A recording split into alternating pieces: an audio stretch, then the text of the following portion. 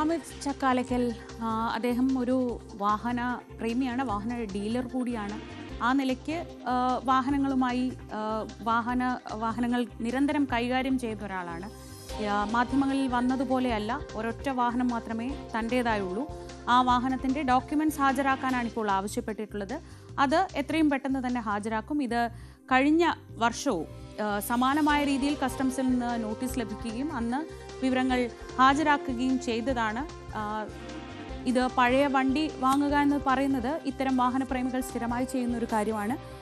സ്വാഭാവികമായി 5-6 ആളുകൾ കൈമറിഞ്ഞെത്തുമ്പോൾ രേഖകൾ കൈവശമില്ലാത്തതിൻ്റെ പ്രശ്നങ്ങൾ മാത്രമാണ് ഉണ്ടാവാറുള്ളത് എന്നാണ് അമിത് ചക്കാലക്കലിൻ്റെ വിശദീകരണം.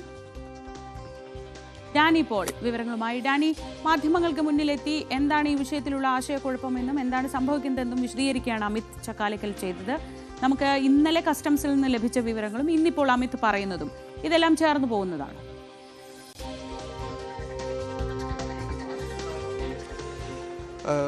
ശ്രീജ, ഇക്കാര്യത്തിൽ ഇപ്പോൾ അദ്ദേഹം നൽകിയ ഒരു വിശദീകരണം അത് നമ്മൾ കേട്ടതാണ്. കൃത്യമായിട്ട് അദ്ദേഹം വളരെ സോളിഡായിട്ട് ഇത്തരം കാര്യങ്ങൾ പറയുകയും ചെയ്യുന്നു. അദ്ദേഹത്തിന് 6 വണ്ടികൾ സംബന്ധിയായ കാര്യങ്ങളിൽ വിശദീകരണം നൽകിയിട്ടുണ്ട്. നേരത്തെ നമ്മളെല്ലാം തന്നെ റിപ്പോർട്ട് ചെയ്യപ്പെട്ടതാണ്. അതിൽ കൃത്യമായി അദ്ദേഹത്തിന് ഒരു വണ്ടി മാത്രമാണ് അദ്ദേഹത്തിൻ്റെ ഉടമസ്ഥതയിലുള്ളത്. മറ്റതെല്ലാം തന്നെ അദ്ദേഹത്തിൻ്റെ കെയർ ഓഫിൽ വന്ന വാഹനങ്ങളാണ്. അത് ഗ്യാരേജിൽ പണിക്ക് വേണ്ടി കൊണ്ടുവന്നത്. താൻ ഒരു വാഹനപ്രേമിയാണ്.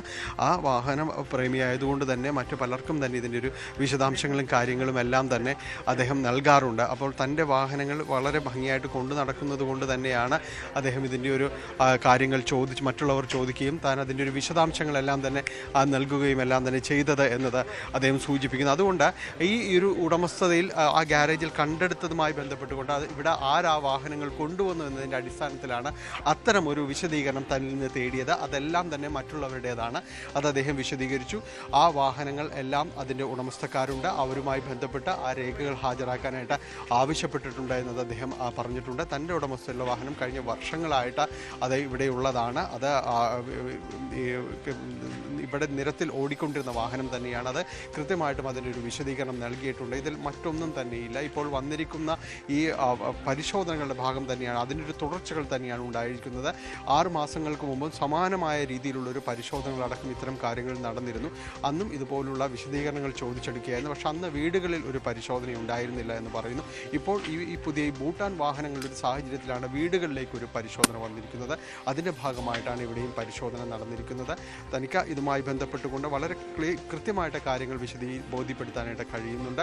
2 വാഹനങ്ങൾ തൻ്റെ ഉടമസ്ഥയിലുണ്ടായിരുന്നു. അതിലൊന്നിൻ്റേത് അപ്പോൾ തന്നെ അതിൻ്റെ വിശദാംശങ്ങൾ അയച്ചു കൊടുക്കുകയും അവരത് വെരിഫൈ ചെയ്യുകയും എല്ലാം തന്നെ ചെയ്തിരിക്കുന്നു. രണ്ടാമത്തെ വാഹനമാണ്, അതിൽ മറ്റൊരു വാഹനമാണ് അവർ പിടിച്ചെടുക്കുകയും ചെയ്തത്. പക്ഷേ അതിൻ്റെയും വിശദാംശങ്ങൾ തൻ്റെ കയ്യിലുണ്ട്. 10 ദിവസത്തിനുള്ളിൽ ഇവിടെ കസ്റ്റംസിൽ അത് ബോധ്യപ്പെടുത്താനാണ് പറഞ്ഞിരിക്കുന്നത്. അത് ബോധ്യപ്പെടുത്തുകയും ചെയ്തു. ഇത് നമ്മൾ ഇതിൻ്റെ ഉടമസ്ഥക്കാർ അതിൻ്റെ ഒറിജിൻ വാങ്ങിച്ചത് എവിടെ, ആരാണോ ഇത് ആദ്യമായിട്ട് വാങ്ങിച്ചത്, അതുമുതലുള്ളൊരു വിശദാംശങ്ങളാണ് ചോദിച്ചിരിക്കുന്നത്. അതിൻ്റെ ബാക്ക് ഡോക്യുമെൻറ്റ്സ് അത്രയധികം ചോദിക്കുന്നുണ്ട്. അപ്പോൾ കഴിഞ്ഞ 20-25 വർഷമായിട്ട് ഇവിടെ ഉണ്ടായിരുന്ന വാഹനങ്ങളുടെ ഒരു അത്രയും അധികം തുടക്കക്കാരിൽ നിന്ന് എടുക്കാൻ സാധ്യമല്ലാത്തത് കൊണ്ടാണ് അതിനൊരു സമയം നൽകി ചോദിച്ചിരിക്കുന്നത്. അപ്പോൾ അതിനുവേണ്ടിയുള്ള ഒരു ശ്രമങ്ങൾ തുടരുകയാണ്. ഒരിക്കലും ഇത് കള്ളക്കടത്ത് വാഹനങ്ങളല്ല എന്ന് അദ്ദേഹം ഉറപ്പിച്ച് പറയുകയും ചെയ്തിരുന്നു. മറ്റു താരങ്ങൾക്കും സമാനമായ രീതിയിൽ തന്നെയായിരിക്കും സംഭവിച്ചിരിക്കുന്നത്. അവർക്കും ഇത് മറ്റ് ആരുടെ പക്കൽ നിന്നും വാങ്ങിച്ചതാകാം.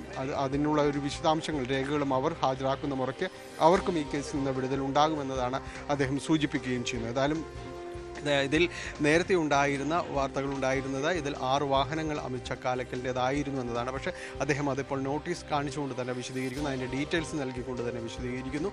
ഇത് തൻ്റെ ഉടമസ്ഥയിലുള്ളതല്ല, തൻ്റെ പരിചയമുള്ള ഗ്യാരേജിൽ അത് പണിക്ക് വേണ്ടി കൊണ്ടുവന്നതാണ്. തനിക്ക് വാഹനഭ്രമമുള്ളതുകൊണ്ട് പലരും ഇത്തരം കാര്യങ്ങൾ എവിടെ ഇതെന്ന് അറ്റകുറ്റപ്പണികൾ നടത്തുന്നു എന്നതെല്ലാം തന്നെ ചോദിക്കാറുണ്ട്. അതിൻ്റെ ഭാഗമായിട്ട് ആ ഒരു റെഫറൻസ് വന്നതുകൊണ്ട് മാത്രമാണ് അത് തൻ്റെ പക്കലേക്ക് വന്നത്.